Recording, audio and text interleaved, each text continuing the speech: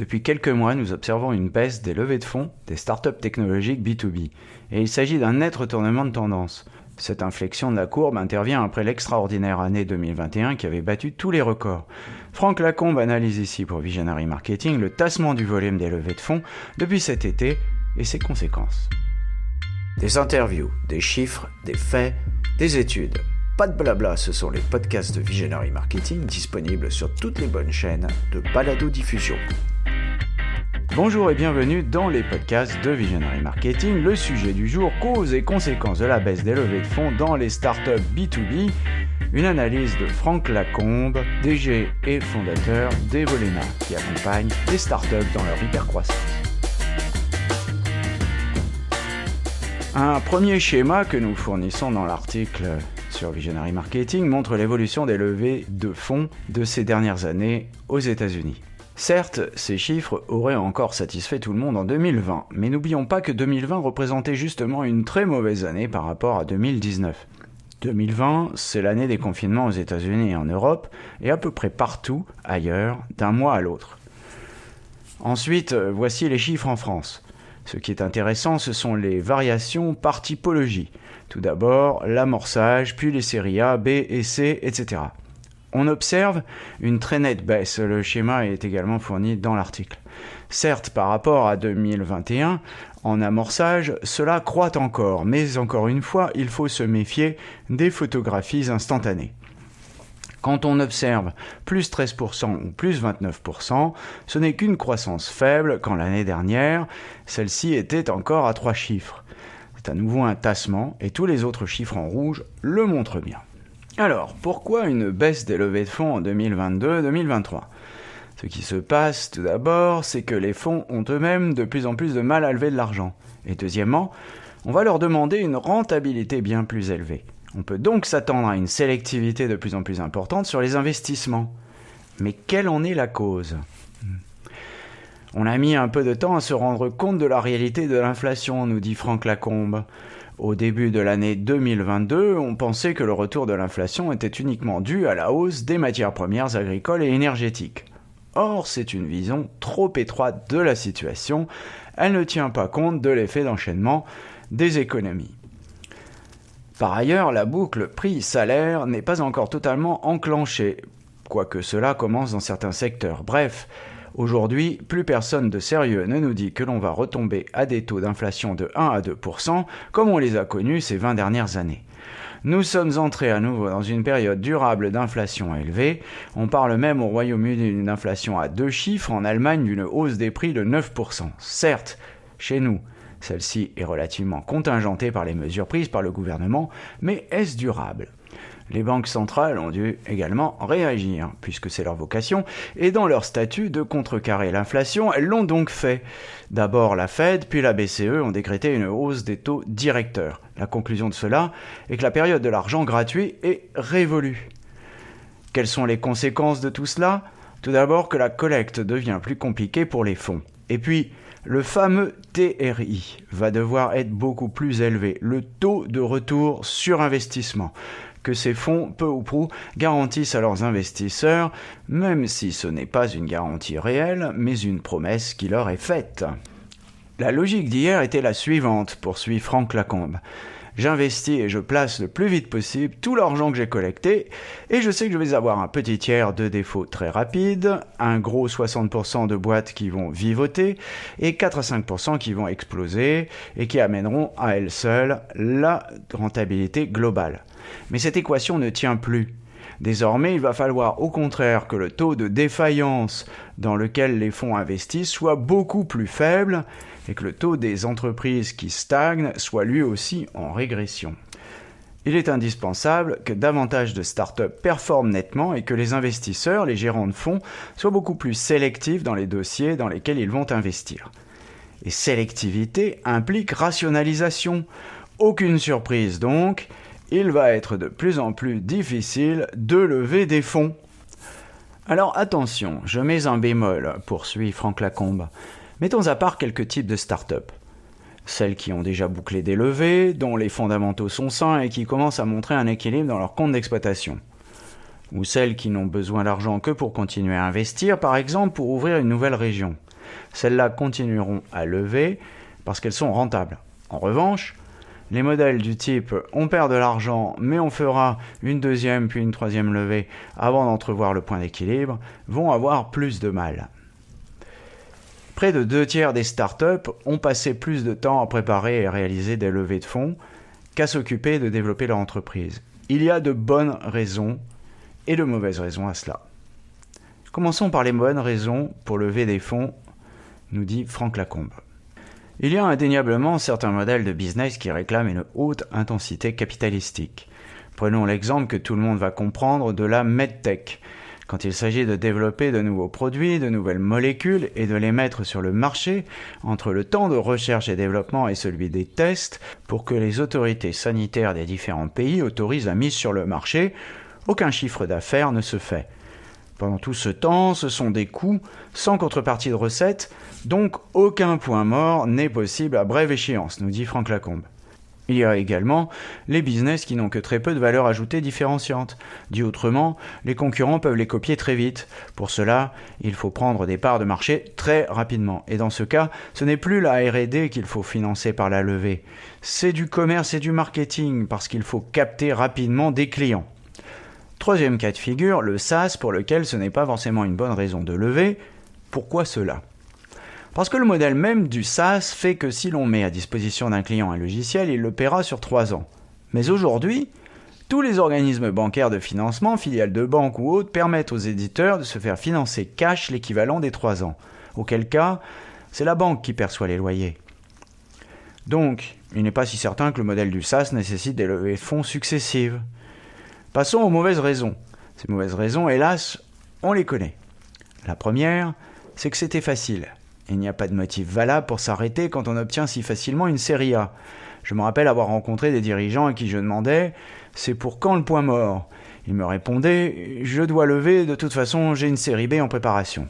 Voilà ce que j'appelle vraiment une mauvaise raison. C'est toujours Franck Lacombe qui parle. Il y a ensuite l'absence de visibilité sur le point mort, car on change tout parti de son modèle, tous les jours de la semaine ou en sortant de la douche, parce qu'on a eu une idée de génie. Évidemment, la notion même de point mort est quasiment impossible à modéliser, donc comme je ne sais pas à quel moment je serai rentable, je continue à lever. Et puis, il y a malheureusement les entreprises à mission ou engagées. Je dis malheureusement, c'est Franck Lacombe qui parle encore une fois, car ces concepts-là me plaisaient bien. Hélas, ce que j'ai constaté, c'est que pour ces entreprises, gagner de l'argent est une sale affaire. Ce que j'entends, ce sont des phrases du style « de toute façon, il y a des fonds spécialisés qui vont nous financer ». Tout est dans l'affirmation. Cela m'a beaucoup déçu, car je pensais qu'on pouvait être une entreprise à mission et rester indépendant. En conclusion, la rentabilité est une obligation. Être rentable, finalement, ce n'est pas si facile, mais il va bien falloir le faire. Il va bien falloir y arriver, et même y arriver le plus vite possible. Ce qu'on a constaté avec mon équipe, en travaillant avec des startups, une bonne centaine depuis 7 ans, c'est qu'il y a plusieurs causes de non-atteinte de la rentabilité. Alors, étudions, nous dit Franck Lacombe, ces différentes causes. La première des causes de non-rentabilité, c'est le chiffre d'affaires qui n'est pas assez conséquent ou les coûts commerciaux qui sont trop élevés. Le plus souvent, les deux critères sont liés. Pourquoi ? Première raison.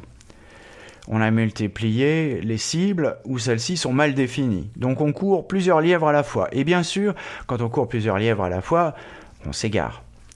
Deuxième raison, notre parcours client ou notre offre sont mal définis ou changent toutes les 5 minutes. Ensuite, l'équipe commerciale n'est pas en phase avec la cible. Ça, c'est ce que je constate le plus souvent, nous dit Franck Lacombe.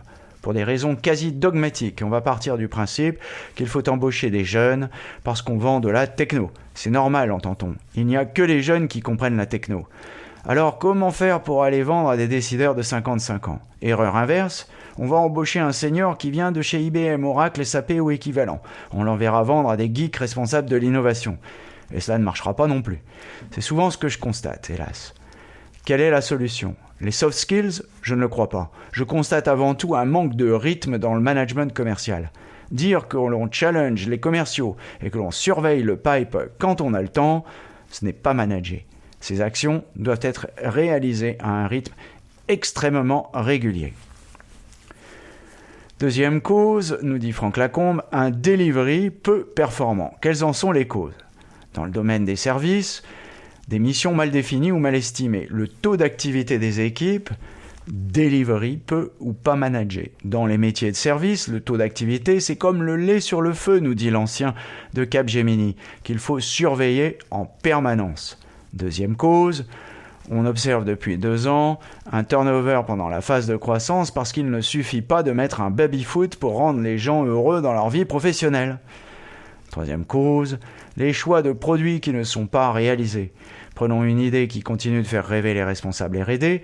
Chez un éditeur de logiciels, par exemple, on continue alors à dépenser de l'argent en R&D, mais sur des choses que les clients ne demandent pas, juste parce que le patron de la R&D a dit « Tiens, et si on faisait ça ?» Quatrième et dernière cause, le pilotage dans le rétroviseur, c'est-à-dire piloter sur des données comptables. Or, les données comptables n'aident en aucun cas ni le management ni le pilotage. Les comptables nous font constater d'abord du passé. Typiquement, un chiffre d'affaires et un résultat ne sont pas des variables qu'on peut surveiller, ce sont des résultantes. Ce qu'il nous faut surveiller par contre, c'est ce qui nous permet de construire le chiffre d'affaires et la profitabilité. Pour cela, il faut d'autres indicateurs. Oubliez les levées de fonds. Pour être libre, il faut donc être rentable. Et je trouve qu'il y a, c'est toujours Franck Lacombe qui parle, un certain paradoxe à ce que les start-upers lèvent ou ne soient préoccupés que par le lever de fonds, sans se rendre compte que chaque fois qu'ils y arrivent, ils sont un peu moins indépendants, un peu moins libres. J'avais effectué quelques recherches pour écrire mon dernier ouvrage, paru au début de cette année 2022, sur le thème « Quelles sont les motivations des entrepreneurs à entreprendre ?» Parmi les réponses qui sortent en premier, il y a l'indépendance et la liberté. Or, être rentable, c'est être indépendant, être libre. C'est ne dépendre ni des banques, ni des investisseurs, ni des fonds. Bref, d'aucun des financiers. Alors, que faut-il pour être rentable et être libre ? 3 vecteurs sont à activer, nous dit Franck Lacombe, et plus précisément 3 vecteurs plus 1, ce qui fait 4, si je compte bien. Les 3 vecteurs principaux sont la stratégie, le management et le pilotage. À cela, il faut ajouter le rythme, certainement un des ingrédients que l'on oublie le plus souvent, nous dit l'expert. Alors la stratégie, qu'est-ce que c'est ? Une stratégie, c'est décider ce qu'on ne fera pas, ou en tout cas pas tout de suite. En premier lieu, définir sa cible. Nous pouvons avoir 1, 2 ou 3 cibles. Une cible, c'est un segment de marché. Pour chacun de ces segments, une offre claire ou un produit clair, une valeur ajoutée parfaitement définie et adaptée. Pour cela, il faut résoudre un problème client. Sans problème client à résoudre, il n'y a pas de valeur. Deuxième levier, le management. Puis viennent la politique tarifaire et un go-to-market. Or, ce que je constate, nous dit Franck Lacombe, avec mon équipe depuis 8 ans, à chaque fois qu'on rencontre des patrons de PME, c'est que ces choix ne sont pas ou peu faits, ou le plus souvent, ils ne sont que partiellement faits. Ensuite, ce que l'on voit, ce sont des entreprises qui changent tout le temps de stratégie. On ne doit l'ajuster qu'une fois par an. Enfin, il est essentiel de séparer clairement le fonctionnement et les investissements, la marge brute qui va être dégagée par les activités et qui doit couvrir à minima les frais fixes. Les investissements, eux, doivent être pilotés comme des projets, c'est-à-dire un projet, c'est une liste de tâches, un planning, des ressources, des jalons, un budget. On sent bien l'ancien de Capgemini là, Et si la trésorerie ne permet plus de le financer, si on ne lève pas, ou si au-dessus le fonctionnement ne dégage pas assez d'argent, ces investissements sont mis en sommeil, sont décalés dans le temps, nous dit Franck Lacombe. Enfin, dernière chose, le pilotage. Piloter, c'est surveiller les indicateurs qui fabriquent le chiffre d'affaires et le profit et non pas suivre le seul profit. Ça, tout le monde sait le faire, le comptable aussi. Mais celui-ci vous communique votre résultat 3 mois après la clôture de l'exercice. Et cela vous fait une belle jambe. Donc, toutes choses égales par ailleurs, la première chose à mesurer, c'est l'évolution du pipe commercial et du prévisionnel de signature. C'est ce qui nous donnera une idée des prises de commande en fonction de la durée du cycle de vente. En résumé, il faut qu'on ait un pipe, il faut qu'on ait un prévisionnel, il faut qu'on ait un cycle de vente qui soit modélisé. Si on n'a pas tout ça, on ne pilote rien.